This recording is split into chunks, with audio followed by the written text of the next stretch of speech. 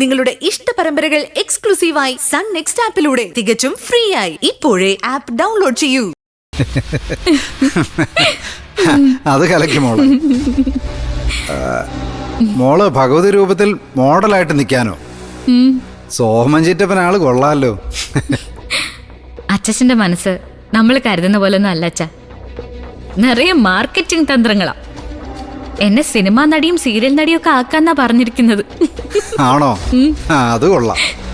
അപ്പൊ പിന്നെ mini സ്ക്രീനിലും big സ്ക്രീനിലും ഒക്കെ മോള് നിറഞ്ഞു നിൽക്കും. എനിക്കും ഒരഭിമാനമല്ലേ എന്റെ മരുമകള് വലിയ കലാകാരിയാന്ന് പറയുന്നത്.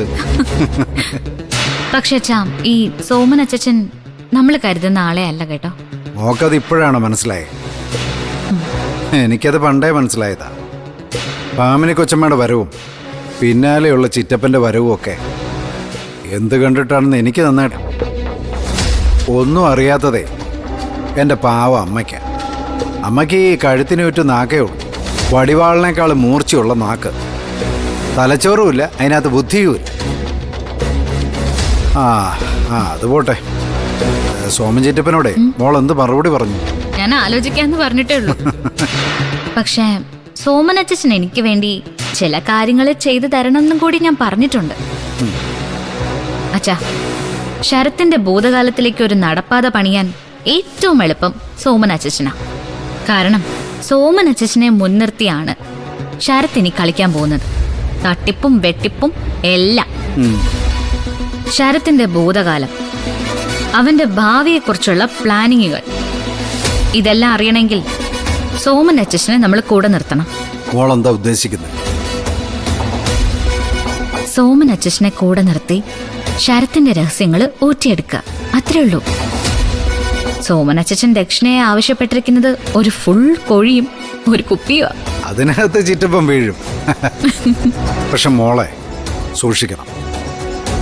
കായംകുളം വാളാ കക്ഷി. ഇരുതല മൂർച്ചയുള്ള വാള്. എപ്പോഴും അങ്ങോട്ടോ ഇങ്ങോട്ടോ മറിയാം. അത് ഞാൻ ശ്രദ്ധിച്ചോളാം. എനിക്ക് തോന്നുന്നത് സോമൻ അച്ഛന്റെ ഈ വരവ് ശരത്തിനെ പൊളിച്ചെടുക്കാൻ ദൈവം നമുക്കിട്ട് തന്ന ടൂളാണെന്നാ. ഇത് വിജയിക്കുമെന്ന് നമുക്ക് ആത്മവിശ്വാസം ഉണ്ടെങ്കിൽ നമുക്ക് മുമ്പോട്ട് പോവാം. പക്ഷേ ഈ കാര്യം പാർവതി പോലും അറിയരുത്. കാരണം പാർവതിയുടെ മനസ്സിപ്പം എനിക്ക് പോലും പിടികിട്ടുന്നില്ല. അമ്മ എന്തൊക്കെയോ തെറ്റിദ്ധാരണകളിലാച്ചാ. അതാ എന്റെ സങ്കടം. മോളതൊന്നും കാര്യമാക്കണ്ട. നമ്മുടെ ലക്ഷ്യം എന്താ? തീയുടെ രക്ഷയല്ലേ. അത് കഴിഞ്ഞാലേ അച്ഛൻ മോളോട് കാര്യം പറയും. എന്റെ മോളത് അനുസരിക്കണം. അച്ഛാ, എന്താ അത്? അതൊക്കെ അച്ഛൻ സമയമാകുമ്പോ പറയാം. തൽക്കാലം ഓപ്പറേഷൻ ബ്രഹ്മശ്രീ നടക്കട്ടെ.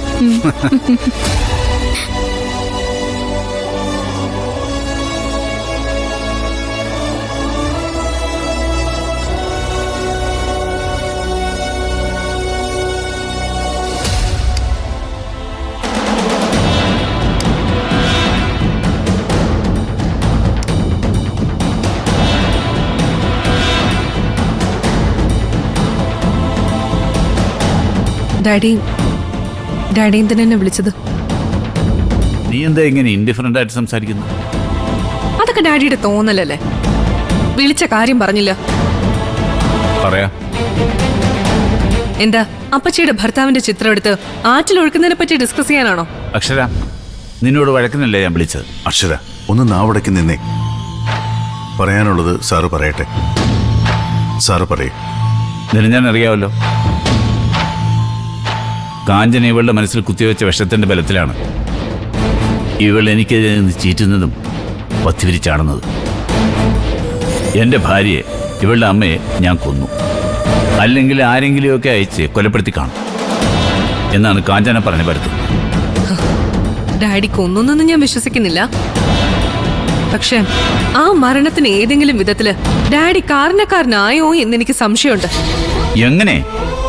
എന്താ അതിന്റെ അടിസ്ഥാനം? അമ്മ കുളിമുറിയിലെ തെന്നി വീണ് മരിച്ചെന്നാണല്ലോ പറയപ്പെടുന്നത്. കുളിമുറിയിൽ തെന്നി വീണ അമ്മ ഡാഡിയെ ഫോൺ വിളിച്ച ശേഷം വന്ന് കസേരയിൽ ഇരുന്നു. അവിടെ ഇരുന്നങ്ങ് മരിച്ചുപോയി അല്ലേ? അതെ, മായ എന്നെ വിളിച്ചിരുന്നു. സാറ് വരാൻ വൈകിയല്ലേ? നിരഞ്ജൻ അറിയാമല്ലോ, അത് ഇന്ത്യയിൽ തന്നെ ആദ്യത്തെ ഹാർട്ട് ട്രാൻസ്പ്ലാന്റേഷൻ സർജറി ആയിരുന്നു. ഒരു ഡോക്ടറുടെ സ്വാർത്ഥത എനിക്കുണ്ടായിരുന്നു എന്നുള്ളത് സത്യമാണ്. ആ സർജറി വിജയകരമായി പൂർത്തിയാക്കണമെന്നും ഉണ്ടായിരുന്നു. ഒരു പേഷ്യന്റിന്റെ ജീവനല്ലേ നിരഞ്ജൻ? ഓ, അപ്പൊ എന്റെ അമ്മയുടെ ജീവനാണല്ലേ വിലയില്ലാത്തത്? അങ്ങനെയല്ല അക്ഷര. എന്നെ മായ വിളിച്ചു. 20 മിനിറ്റ് വൈകും ഞാൻ എത്താനെന്ന് പറഞ്ഞപ്പോ സാരമില്ലെന്ന് അവൾ പറഞ്ഞു. ഒരാൾ മരിച്ചു പോകുമെന്ന് കരുതിയല്ലോ നമ്മൾ എക്സ്ക്യൂസ് പറയുന്നത്. അത് ശരിയാണ് സർ. അന്നത്തെ ആ അവസ്ഥയിൽ ചിലപ്പോ അമ്മയുടെ വിധിയായിരിക്കാം അങ്ങനെ സംഭവിച്ചു പോയി. പക്ഷേ 18 വർഷങ്ങൾക്ക് ശേഷം ഈ സംഭവം ഇപ്പൊ വീണ്ടും സജീവമായി വന്നതിലാണ് എനിക്ക് അതിശയം തോന്നുന്നത്. സജീവമായി വന്നതല്ലല്ലോ നിരഞ്ജൻ. കാഞ്ചന പൊക്കിയെടുത്തുകൊണ്ട് വന്നതല്ലേ. കാഞ്ചനയ്ക്കും മകനും എന്നെ അടിക്കാനുള്ള ഒരു ആയുധം, എൻ്റെ മകളെ എൻ്റെ ശത്രുവാക്കാനുള്ള ഒരായുധം. അവരുടെ സമർത്ഥമായ വലകളിൽ ഇവൾ വീഴുകയും ചെയ്യും. എന്നെ അങ്ങനെ ആർക്കും കെണി വെച്ച് പിടിക്കാനൊന്നും പറ്റത്തില്ല. എനിക്കറിയേണ്ടത് സത്യം. അന്ന് ഡാഡിയുടെ ഒപ്പം ഓപ്പറേഷൻ തിയേറ്ററില് ആ സ്ത്രീ ഉണ്ടായിരുന്നോ? നഴ്സ് സീതാലക്ഷ്മി ഉണ്ടായിരുന്നു. സർജറികളിൽ എന്നെ അസിസ്റ്റ് ചെയ്തിരുന്നത് അവരായിരുന്നു. നല്ല മിടുക്കിയായ സമർത്ഥയായ ഒരു സഹപ്രവർത്തകർ. ആ ഒരു ഇഷ്ടവും ബഹുമാനവുമായിരുന്നു എനിക്കവരോട്. അല്ലാതെ നിന്റെ അപ്പച്ചി പറഞ്ഞു നടക്കുന്നത് പോലെ കഥകളോ കാര്യങ്ങളോ ഒന്നും ഇതിലില്ല. ഇതൊക്കെ ഞാൻ വിശ്വസിക്കണമെങ്കിലേ എനിക്ക് അവരെ കാണണം. എന്റെ അമ്മയ്ക്ക് സംഭവിച്ചത് എന്താണെന്ന് എനിക്ക് കൃത്യമായിട്ട് അറിയുകയും വേണം. എന്തായാലും എന്റെ അമ്മയുടെ മരണം കുളിമുറിയിൽ തലയടിച്ച് വീണിട്ടാണെന്ന് ഞാൻ വിശ്വസിക്കുന്നില്ല. തലയ്ക്ക് പിന്നിലേറ്റ ക്ഷതം അതാരെങ്കിലും അടിച്ചാലും ഉണ്ടാവും. ഞാൻ എന്തു പറഞ്ഞു നടന്നിരുന്നൻ ഇനി ഞാൻ എൻ്റെ മോളെ വിശ്വസിപ്പിക്കാം. അക്ഷരയുടെ സംശയങ്ങൾക്ക് അവള് തന്നെ മറുപടി കണ്ടെത്തട്ടെ സർ. കാരണം 18 വർഷം കഴിഞ്ഞെങ്കിലും എവിടെയെങ്കിലും നമ്മളറിയാത്ത സത്യം മറഞ്ഞിരിക്കുന്നുണ്ടെങ്കിൽ അത് പുറത്തു വന്നല്ലേ പറ്റൂ. ഒരുപക്ഷെ അത് പുറത്തു വരുന്നതോടെ സാറിന്റെ നിരപരാധിത്വം തെളിയിക്കപ്പെടും.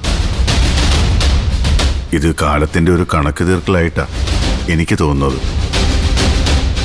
അല്ലെങ്കിൽ അക്ഷരയുടെ അമ്മയുടെ ആത്മാവിന്റെ കണക്ക് തീർക്കൽ.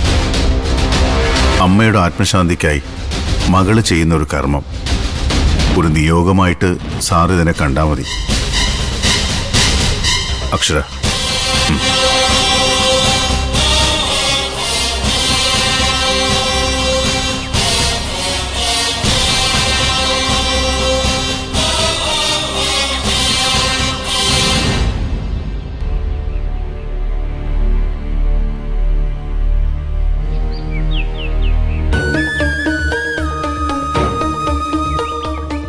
മനോഹരേട്ട, എന്താ പാർവതി, ഈ കട്ടൻ കാപ്പിയേക്കാൾ കടുപ്പമാണല്ലോ നിന്റെ മുഖത്തിന്. ഒരു അംഗപ്പുറപ്പാട് പോലെ ഉണ്ടല്ലോ. കടുപ്പത്തിൽ ഒരു കാര്യം പറയാൻ തന്നെയാ വന്നത്. പറഞ്ഞു. പിന്നെ നീയായിട്ട് മാറി നിൽക്കണ്ട. ആർക്കും കയറി മേയാനുള്ളതാണല്ലോ ഈ മനോഹരന്റെ മനസ്സ്. കാര്യം പറയുന്നേ കേക്കട്ടെ. മനസ്സെല്ലാവർക്കും ഉണ്ട്. മനസ്സമാധാനത്തോടെ ഭക്ഷണം കഴിക്കാനും ഉറങ്ങാനും ഒക്കെ എല്ലാവരും ആഗ്രഹിക്കുന്നുണ്ട്. നീ രാമായണത്തിലെ യുദ്ധകാന്ഡം പാരായണം ചെയ്യാതെ കാര്യം എന്നാന്ന് വെച്ചാ പറ. നിത്യയുടെ കാര്യം തന്നെയാ. തോന്നി. നിത്യയുടെ കല്യാണം ഉടനെ നടത്തണം. നാളെ എങ്കിൽ നാളെ.